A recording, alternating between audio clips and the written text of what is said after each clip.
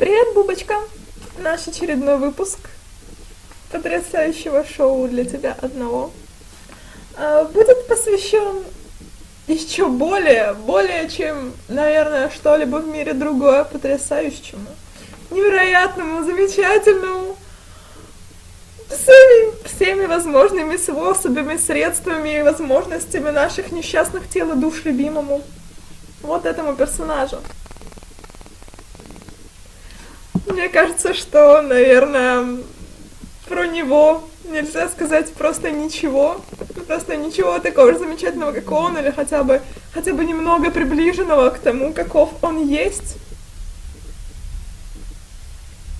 Поэтому, отхлебнув чайку, я просто продекламирую тебе по мере своих скромных возможностей просто первый попавшийся миленький, прекрасненький, потрясающий, замечательный, невероятный кусочек, отрывочек, клочок этого прекрасного произведения, которое называется «Лжец».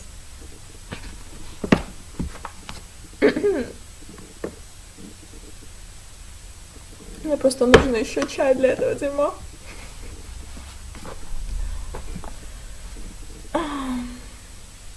Лжец. Великое достоинство английской частной школы составляет качество даваемого ей образования. Вот и Адриан получил изрядное, широкое английское образование в той области знаний, что относилось к его чреслам. Не следует ставить это в заслугу исключительно школьным учителям Адриана, хоть некоторые из них не боялись давать ученикам практические наставления, способные согреть сердце каждому, кто считает, что современный учитель слишком небрежен в своем подходе к телу как целому. И все же, по большей части, Адриану представляли возможность искать собственные пути и получать уроки плоти самостоятельно. Ему посчастливилось довольно рано напасть на истину, коей многие его одинокие современники так никогда и не постигли. А именно, попросту каждый изнывает по этому, и при наличии должного терпения каждому можно показать, что он по этому изнывает. И потому Адриан ухватился за то, что имелось у него под рукой, и зажил на славу генитальной жизнью, сосредоточившись, разумеется, исключительно на представителях собственного пола, ибо год стоял пока что 1973, и о существовании девушек только еще предстояло узнать. Впрочем, любовная его жизнь была далеко не счастливой. Вот и сегодня, несколько раньше, он уже успел преклонить колено у своего алтаря, погрузившись в пучину страданий, на которые внешняя его повадка не содержала и намека. Все произошло наверху, в длинном дардуаре. Спальня была пуста, половицы поскрипывали под его ногами тише обычного. Альков Картрайта был занавешен. Далекие всплески свистков и приветственных криков на верхних спортивных площадках и близкий удар, захлопнутой этажом ниже двери, встревожили Адриана. Уж больно они были знакомы. Нечто фальшивое, гулко присутствовало в них, театральное, и это его настораживало. Вся школа знала, что он здесь. Все знали, что он гораст в одиночку красться по своему пансиону. И все следили за ним. Он в этом не сомневался.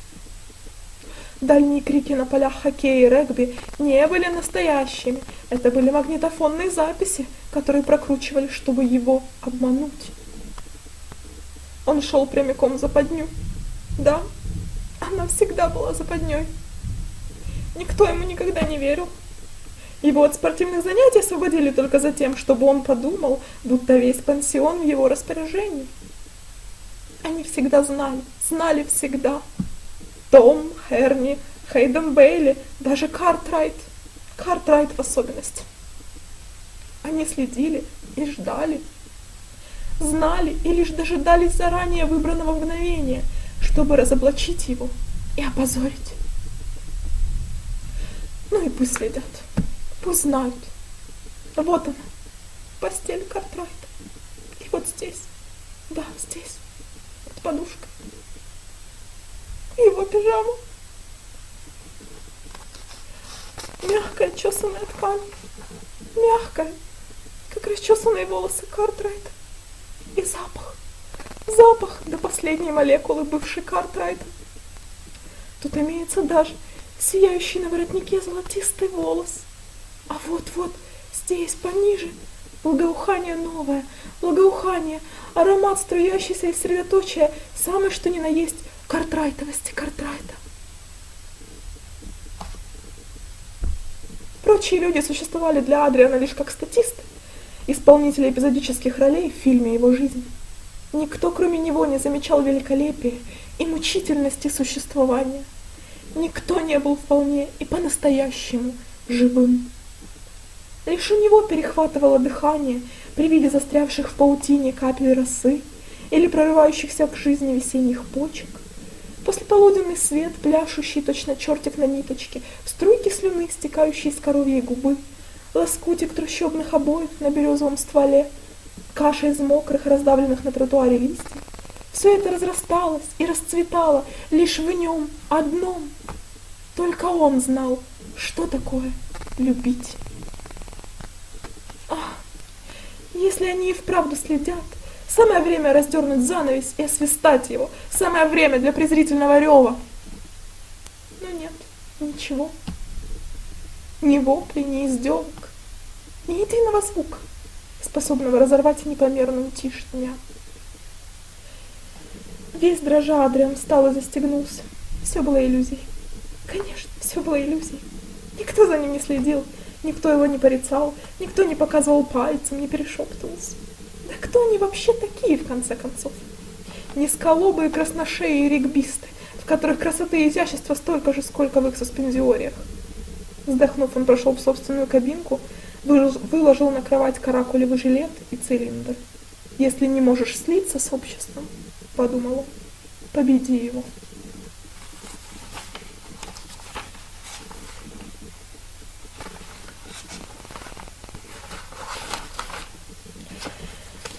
Чай представлял собой особый институт, целиком, так сказать, вращавшийся вокруг ритуала преклонения.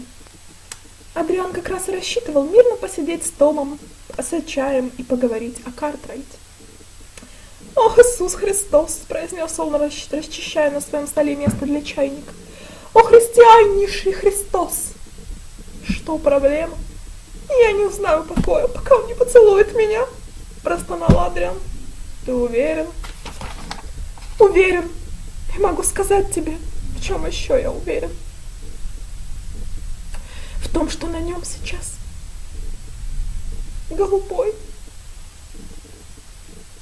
с высоким воротом свитер из шотландской шерсти. И пока мы с тобой разговариваем, его тело движется внутри свитера, теплое и живое. И это превышает все, что способен вынести человек из плоти и крови. «Ну тогда прими холодный душ», — сказал Том. Адриан пристукнул чашкой по столу и схватил Тома за плечо. «Холодный душ? Иисус Христос, друг, я говорю о любви. Ты знаешь, что она для меня значит? У меня все сжимается в животе, понимаешь, Том? Любовь разъедает меня изнутри, это верно. Но что она делает с моим разумом? Она швыряет за борт мешки с песком, чтобы он воспарил, как воздушный шар. Я вдруг возношусь над обыденностью. Я обретаю наивысшую искусность, ловкость. Я иду по канату над Ниагарским водопадом. Я один из великих. Я Микеланджело, ваяющий бороду Моисея. Я Ван Гог, пишущий лучистый солнечный свет. Я Горовиц, играющий императорский концерт. Я Джон Барримор, еще не взятый за горло киношниками. Я Джесси Джеймс и два его брата, все трое сразу. Я Уильям Шекспир. И вокруг меня уже нет никакой школы. Это Нил, Том, это Нил. И барка Клеопатры скользит по водам. «Неплохо», — сказал Том. «Совсем неплохо. Сам придумал. Рэй Миланд в «Потерянном уикенде». Но он вполне мог говорить о Картрайте». «Однако он говорил о спиртном», — отметил Том, «что само по себе может сказать тебе о многом. А именно, заткнись и намазывай масло».